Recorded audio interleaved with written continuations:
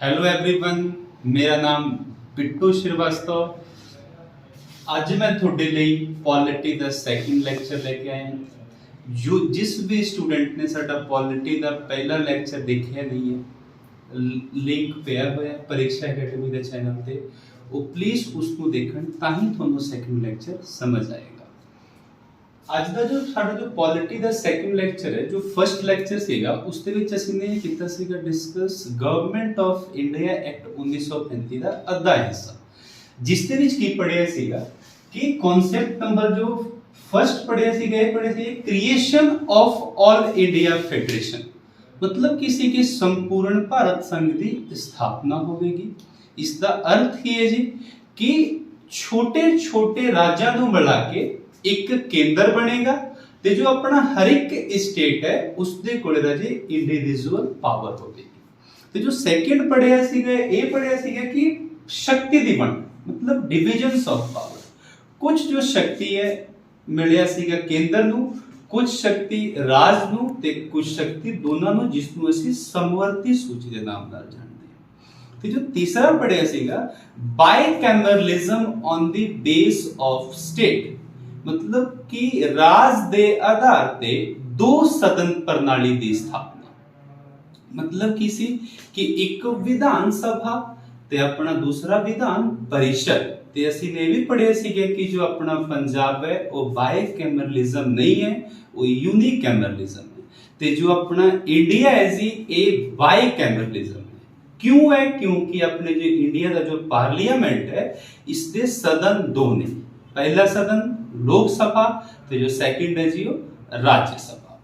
Fourth concept ए है, ਇਹ ਪੜਿਆ ਸੀ ਕਿ ਆਰਬੀਆਈ ਦੀ ਸਥਾਪਨਾ ਹੋਈ ਸੀ, ਜੋ ਵੀ ਆਪਣੇ ਪੜਿਆ ਸੀਗਾ 1 ਅਪ੍ਰੈਲ 1935, ਠੀਕ ਹੈ ਨਾ, ਦੇ ਵਿੱਚ ਇਸ ਦੀ ਸਥਾਪਨਾ ਹੋਈ ਸੀ। First governor of RBI Osborne Smith, ਠੀਕ ਹੈ ਨਾ, ਜੋ ਇੰਡੀਅਨ ਸੀਗੇ ਸੀਡੀ ਦੇਸ਼ਮੁਖ। ਜੋ ਅੱਜ ਆਪਾਂ ਨੇ ਪੜਨਾ ਹੈ ਕਿ ਗਵਰਨਮੈਂਟ ਆਫ ਇੰਡੀਆ ਐਕਟ 1935 ਦੇ ਦੁਆਰਾ ਫੈਡਰਲ ਕੋਰਟ ਦੀ ਸਥਾਪਨਾ ਹੋਈ ਸੀ। ਫੈਡਰਲ ਕੋਰਟ ਹੁਣ ਜੀ ਫੈਡਰਲ ਕੋਰਟ ਦਾ ਮਤਲਬ ਕੀ ਹੈ? ਦੇਖੋ ਜੀ, ਜੇ एग्जाम ਦੇ ਵਿੱਚ ਕੁਐਸਚਨ ਆਏਗਾ ਕਿ ਫੈਡਰਲ ਕੋਰਟ ਦੀ ਸਥਾਪਨਾ ਤਾਂ 1935 ਬਿਲਕੁਲ ਸਹੀ ਹੈ, ਪਰ ਜੋ ਸਟੂਡੈਂਟਸ ਦੇ ਦਿਮਾਗ 'ਚ ਤੁਹਾਡੇ ਕੁਐਸਚਨ ਇਹ ਆਂਦਾ ਹੋਏਗਾ ਕਿ ਯਾਰ ਫਿਰ ਫੈਡਰਲ ਕੋਰਟ ਤੇ ਸੁਪਰੀਮ ਕੋਰਟ 'ਚ ਫਰਕ ਕੀ ਹੈ? ਫਿਰ ਸੁਪਰੀਮ ਕੋਰਟ ਅਸੀਂ ਕਿਉਂ कहने ਆ ਕਿ ਅਮਰੀਕਾ ਤੋਂ ਆਇਆ ਹੈ, ਠੀਕ ਹੈ ਨਾ। ਤਾਂ ਫੈਡਰਲ ਕੋਰਟ ਇੱਕ ਸੰਘ ਨਿਆਲय, मतलब की है कि एक ओवरऑल एक कोई कोर्ट सीगा।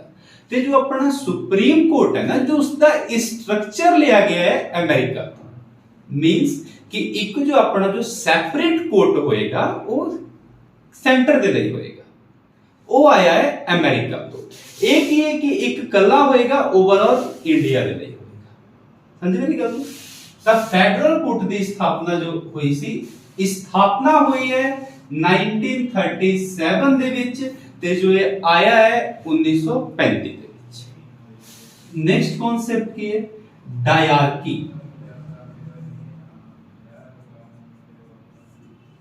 ਲਿਓਨਲ ਕੈਟਰਿਕ ਨਾਮ ਦਾ ਇੱਕ ਅੰਗਰੇਜ਼, ਜਿਸਨੇ ਰਾਜੇ ਇਸ ਸ਼ਬਦ ਦਾ ਉਪਯੋਗ ਸਭ ਤੋਂ ਪਹਿਲੀ ਵਾਰੀ ਕੀਤਾ ਸੀ। ਹੁਣ ਜੋ ਡਾਇਆਰਕੀ ਹੈ, ਇਸ ਦਾ ਅਰਥ ਕੀ ਹੈ?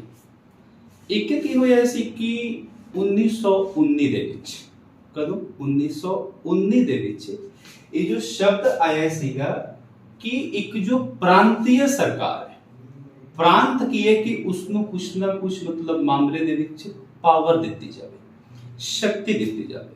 मतलब ਕੀ ਸੀ ਕਿ ਜੋ ਵੀ ਕੇਂਦਰ ਸਰਕਾਰ ਇਸ ਤੋਂ ਪਹਿਲਾਂ, मतलब 1919 ਤੋਂ ਪਹਿਲਾਂ ਜੋ ਵੀ ਕੇਂਦਰ ਜੋ ਸਰਕਾਰ ਹੈ ਉਸ ਵੱਲੋਂ ਫੈਸਲਾ ਆਉਂਦਾ ਸੀ, ਉਹ ਕੀ ਹੈ ਕਿ ਪ੍ਰਾਂਤੀय ਸਰਕਾਰ ਨੂੰ ਫੋਲੋ ਕਰਨਾ ਹੀ ਪੈਂਦਾ ਸੀ। ਤਾਂ ਉਸ ਬਾਰੇ ਸੋਚਿਆ ਗਿਆ ਕਿਉਂ ਨਾ ਪ੍ਰਾਂਤ ਨੂੰ ਕੁਝ ਆਪਣਾ ਸੈਪਰੇਟ ਜੋ ਪਾਵਰ ਹੈ ਉਸ ਨੂੰ ਦੇ। ਪਰ ਕੀ ਹੋਇਆ ਕਿ 1919 ਦੇ ਵਿੱਚ ਜਦੋਂ ਇਹ ਆਇਆ ਨਾ, ਤਾਂ ਇਹਨਾਂ ਦੇ ਆਪਸ ਦੇ ਵਿੱਚ ਹੀ ਵਿਵਾਦ ਹੋਣ ਲੱਗੇ। ਵਿਵਾਦ ਹੋਣ ਦੇ ਕਾਰਨ ਕੀ ਹੋ ਗਿਆ ਕਿ 1935 ਦੇ ਵਿੱਚ ਇਸ ਨੂੰ ਖਤਮ ਕਰ ਦਿੱਤਾ ਗਿਆ। ਵਿਵਾਦ ਕੀ ਸੀ ਇਹ ਜਦੋਂ ਅਸੀਂ ਮਾਡਰਨ ਹਿਸਟਰੀ ਪੜਾਂਗੇ ਉਸ ਦੇ ਵਿੱਚ ਮੈਂ ਤੁਹਾਨੂੰ ਇਸ ਚੀਜ਼ ਨੂੰ ਕੰਪਲੀਟ ਪੜਾਉਂਗਾ ਕਿ ਜੋ ਇਹ ਕੀ ਹੈ। ਨੈਕਸਟ ਇਹ ਹੈ ਜੀ ਕਿ ਇੱਕ ਆਪਣਾ ਕੰਟਰੀ ਆਪਣੇ ਸੁਣਿਆ ਹੋਣਾ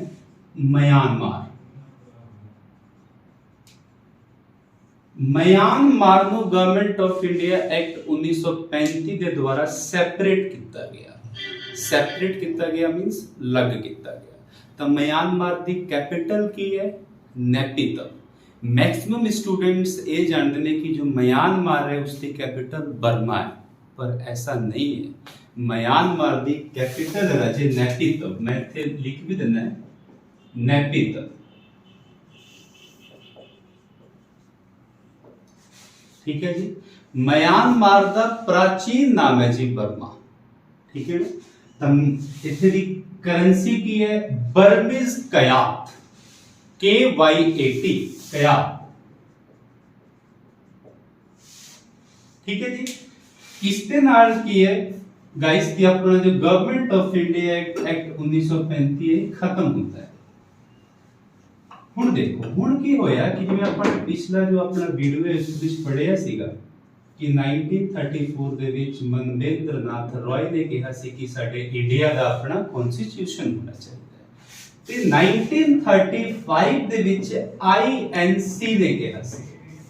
INC ਬਾਰੇ ਮੈਕਸਿਮਮ ਸਟੂਡੈਂਟਸ ਨੂੰ ਤਾਂ ਪਤਾ ਹੀ ਹੋਏਗਾ, ਪਰ ਕੁਝ ਸਟੂਡੈਂਟਸ ਐਸੇ ਵੀ ਨੇ ਜਿਨ੍ਹਾਂ ਨੂੰ INC ਬਾਰੇ ਨਹੀਂ ਪਤਾ। ਤਾਂ INC ਦੀ ਸਥਾਪਨਾ ਹੋਈ ਸੀ ਰਾਜੇ 1885 ਦੇ ਵਿੱਚ।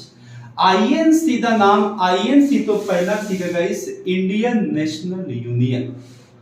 इंडियन नेशनल यूनियन तो इंडियन नेशनल कांग्रेस नाम किसने दिता? तो दादा भाई नौरोजी। इस तो बाद की होया जो इसका संस्थापक मन कहा जाता है जी वो कहा जाता है AO ह्यूम। पहले जो इसके प्रधान सीगे AO ह्यूम इसके फाउंडर सीगे। पहले प्रधान सीगे जी WC बैनर्जी, ठीक है जी, जिन्हां दा पूरा नाम है जी उमेश चंद्र बैनर्जी। ਹੁਣ ਕੀ ਹੁੰਦਾ ਹੈ ਕਿ 1934 ਦੇ ਵਿੱਚ ਕਹਿਤਾ ਮਨਵੇਂਦਰ ਨਾਥ ਰॉय ਤੇ 1935 ਦੇ ਵਿੱਚ ਕਹਿਤਾ ਸਾਡੇ INC ਦੇ ਮੈਂਬਰਸ ਨੇ।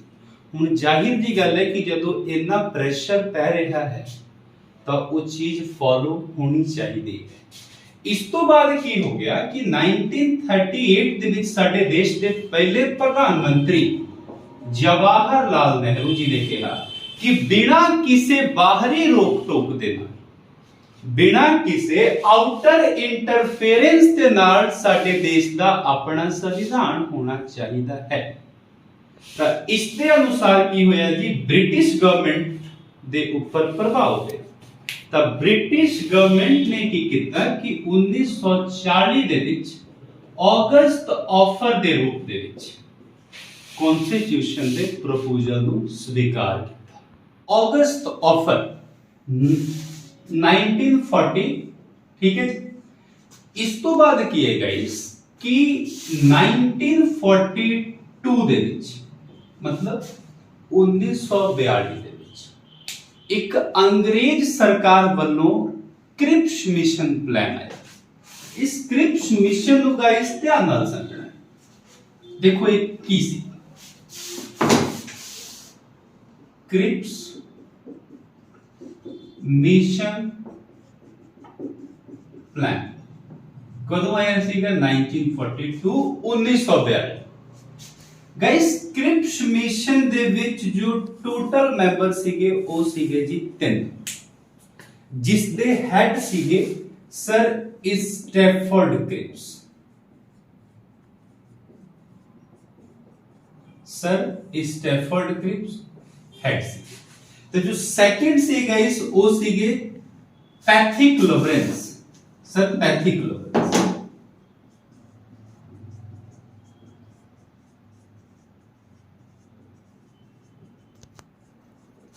पैथिक लॉरेंस ते गाइस जो थर्ड सीगे वो सीगे एवी अलेक्जेंडर। AV Alexander. इस क्वेश्चन ये आंदा है कि जो अपना क्रिप्स मिशन प्लान है इसका उद्देश्य की सीगा, ठीक है। तो क्रिप्स मिशन जो प्लान सीगा ना इसका इन्हां दा जो मुख्य उद्देश्य सीगा वो second world war they which help मतलब प्राप्त करना सी। हुण क्यों ऐसा क्यों?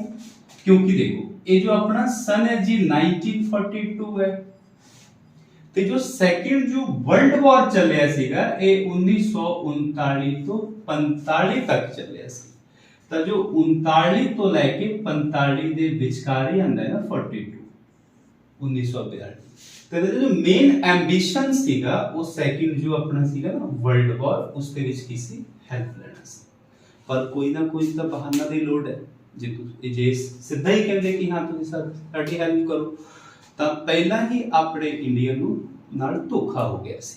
ਕਦੋਂ? ਫਸਟ ਵਰਲਡ ਵਾਰ ਦੇ ਵਿੱਚ। ਤਾਂ ਕੀ ਹੋਇਆ ਕਿ ਇੱਕ ਡਰਾਫਟ ਮਤਲਬ ਲੈ ਕੇ ਆਏ ਕਨਸਟੀਟਿਊਸ਼ਨ ਦਾ ਪ੍ਰਪੋਜ਼ਲ ਕਿ ਠੀਕ ਹੈ ਤੁਹਾਨੂੰ ਕਨਸਟੀਟਿਊਸ਼ਨ ਦਵਾਂਗੇ, ਪਰ ਉਸ ਦੇ ਵਿੱਚ ਕੀ ਸੀ ਗਾਇਸ ਕਿ ਇਹਨਾਂ ਨੇ ਸੈਪਰੇਟ ਕਨਸਟੀਟਿਊਸ਼ਨ ਦੀ ਗੱਲ ਕੀਤੀ ਜਿਸ ਨੂੰ ਮੁਸਲਿਮ ਲੀਗ ਨੇ ਇਨਕਾਰ ਕਰਤਾ। ਮੈਂ ਫਿਰ ਬੋਲ ਰਿਹਾ ਕਿ ਇਹਨਾਂ ਨੇ ਇੱਕ ਸੈਪਰੇਟ ਕਨਸਟੀਟਿਊਸ਼ਨ ਦੇਣ ਦੀ ਗੱਲ ਕੀਤੀ ਜਿਸ ਨੂੰ ਮੁਸਲਿਮ ਲੀਗ ਨੇ ਇਨਕਾਰ ਕਰਤਾ। ਤਾਂ ਇਸ ਤੋਂ ਬਾਅਦ ਗਾਇਸ ਆਇਆ 1946 ਦੇ ਵਿੱਚ ਆਪਣਾ cabinet mission plan. Cabinet mission plan ਇਹ ਗਾਇਸ ਤੁਹਾਡਾ ਹੋਮਵਰਕ ਹੈ। ਕੈਬਨਿਟ ਮਿਸ਼ਨ ਪਲਾਨ 1946 कि तुसी इस दे बारे पढ़ोगे ते जो अगली वीडियो आएगी उस दे विच असी इसनु कंप्लीट जो अपना चर्चा करांगे। आज गाइस असी ने सिर्फ इतना का पढ़िया है कि पॉइंट नंबर 1 एम.एन. रॉय ने कॉन्स्टिट्यूशन दा फर्स्ट आइडिया दिता जो कि असी पिछली जो वीडियो है उस दे विच 20 बार पढ़िया सीगा। Second government of India act 1935 उस दे विच की creation of all India federation मतलब संपूर्ण भारत संघ की स्थापना होगी जिमें इसका अर्थ की है जी छोटे छोटे राज्यों को मिला के एक केंद्र बनेगा ते जो हर एक स्टेट होगा उसके कोले अपनी पर्सनल शक्ति होगी। पॉइंट नंबर 3 की है शक्ति तो होगी उसके विच की हो गया कि डिविजन ऑफ पावर शक्ति दी कीती गई वंड जिसके विच गाइस किसी की कुछ जो पावर है केंद्र को मिलया कुछ पावर प्रोविंस ਨੂੰ ਮਿਲਿਆ ਤੇ ਕੁਝ ਪਾਵਰ ਕੇਂਦਰ ਪਲਸ स्टेट। ਤੇ जो केंद्र गाइस एक जो स्टैटिक डाटा है कि 100 केसेस ऐसे ने जिसके ऊपर गाइस सिर्फ केंद्र ही फैसला कर सकता है। ठीक है ते टोटल 61 केसेस ऐसे ने गाइस जिसके ऊपर कला स्टेट ही फैसला कर सकता है। ताकि होया गाइस कि पहला ए सीगे 66 तो एक गल थोने हो ध्यान च रखना है कि जे केंद्र दे मुकाबले स्टेट राजे 80% पावरफुल है शक्तिशाली है। उमें की हो गया कि जब इथे घटाया तो जाहिर सी गल है कि स्टेट खिलाफ हो सकता सी। ਤਾਂ ਇਸਨੇ ਕੀ ਕੀਤਾ ਕਿ ਕਨਕਰੈਂਟ ਲਿਸਟ ਦੇ ਵਿੱਚ ਪਹਿਲਾ ਪਾਵਰ ਸੀਗਾ 47 ਹੁਣ ਕਰਤਾ ਸੀਗਾ ਗਾਇਸ 52 ਤਾਂ ਕਿ ਸਟੇਟ ਨੂੰ ਵੀ ਅਹਿਸਾਸ ਨਾ ਹੋਵੇ ਕਿ ਭਰਾਵਾ ਅਸੀਂ ਕਮਜ਼ੋਰ। ठीक है ना पर इतने गाइस ये भी हो गया मेंशन कि केंद्र के मुकाबले 80% जो शक्तिशाली स्टेट है। थर्ड कॉन्सेप्ट की पढ़िया राज दे आधार ते दो सदन प्रणाली की स्थापना। फोर्थ कॉन्सेप्ट की पढ़िया फेडरल कोर्ट की स्थापना।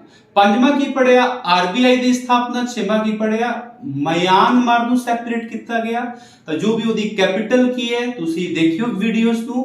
ਉਮੀਦ ਹੈ ਕਿ ਤੁਹਾਨੂੰ ਵੀਡੀਓ ਜ਼ਰੂਰ ਚੰਗਾ ਲੱਗਿਆ ਹੋਵੇਗਾ ਤੇ ਤੁਸੀਂ ਸਾਨੂੰ ਇੰਸਟਾਗ੍ਰam ਫੇਸਬੁੱਕ ਤੇ ਫੋਲੋ ਕਰ ਸਕਦੇ ਹੋ। ਜੇ ਤੁਹਾਡੀ ਕੋਈ ਵੀ ਕੁਐਰੀ ਹੈ ਤਾਂ ਤੁਸੀਂ ਇਸ ਨੰਬਰ ਤੇ ਕਾਲ ਕਰੋ। ਧੰਨਵਾਦ।